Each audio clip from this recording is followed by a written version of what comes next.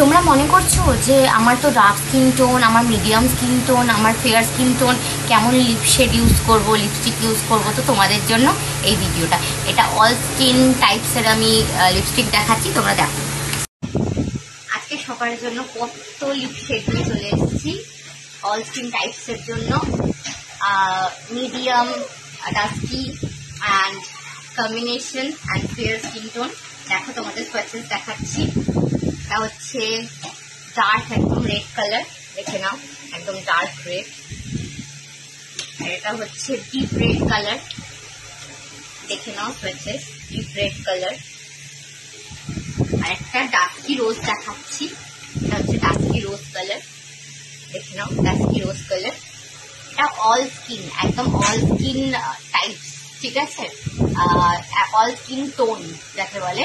তো তোমাদের সব টোনে, যাদের মিডিয়াম, ডাস্কি, ফেয়ার, সব টোনে এই সোয়াচেস, এই লিপশেডটা অবশ্যই, এই তিনটে লিপশেড অবশ্যই তোমরা ট্রাই করে অবশ্যই আমায় জানিও।